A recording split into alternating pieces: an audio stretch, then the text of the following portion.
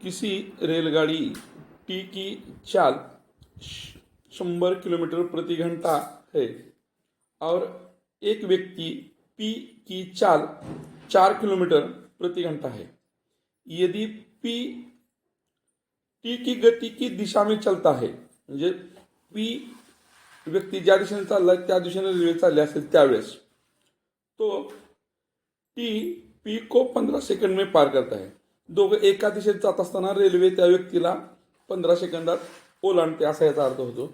यदि P T की विपरीत दिशा में चलता है, रेल्वेची दिशा आणि व्यक्तीची दिशा जर वेगळी असेल तर रेल्वेला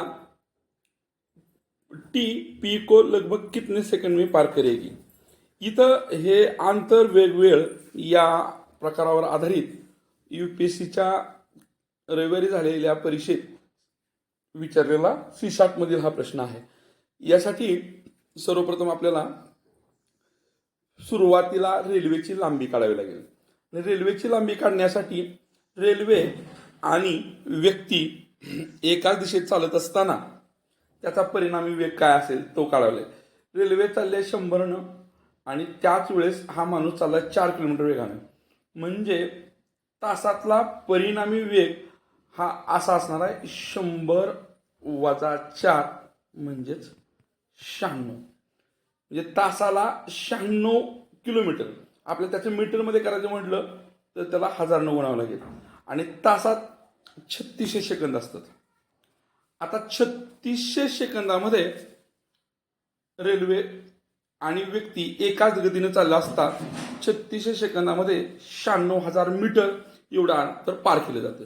पण आपल्याला दुसरी जी टर्म दिली होती तर किंवा दुसरी कंडिशन जी दिली होती ती दिली होती की रेल्वे आणि व्यक्ती एका दिशेत चालत असताना रेल्वे त्या व्यक्तीला 15 सेकंदात ओलांडते, म्हणून आपण सेकंदाखाली सेकंद 15 लिहिले तर ओलांडण्यासाठी लागलेला वेळ म्हणजेच त्या रेल्वेचं अंतर आपल्याला किंवा रेल्वेची लांबी मिळणार आहे।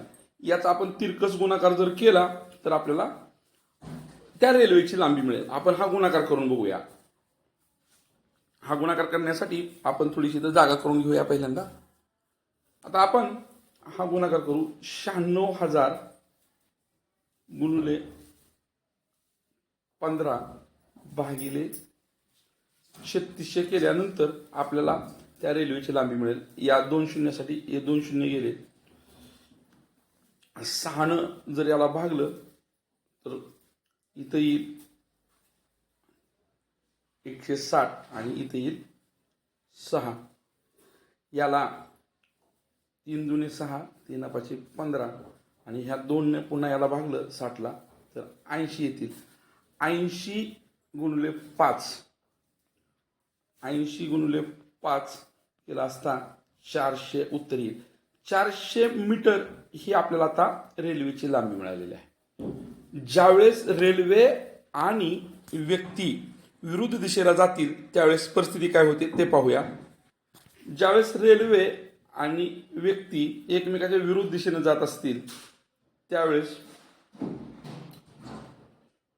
परिणामी वेग हा 100 अधिक 4 म्हणजे 104 km होणार आहे।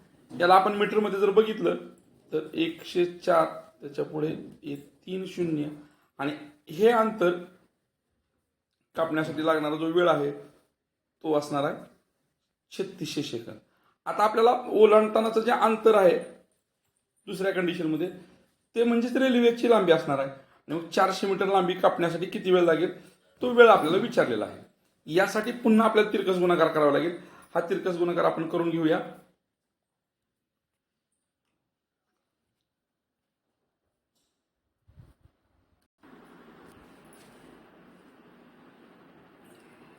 सव्वीसच्या पाड्यात 8 बरोबर 26 8 किती होते बरोबर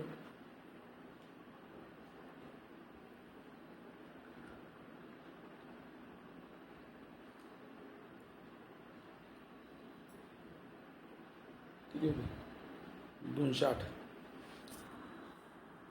तर 220 ला जर आपण परत 26 न भागलं तर आपला भाग 8चा जाईल 220 मधून आपल्याला 26 8 208 वजा केले तर उरतील 12. 12च्या पुढे पुन्हा 0 घेतला तर 120 23 5 115 म्हणजे उत्तर आपलं 13.85 हे अचूक पर्याय असणार आहे.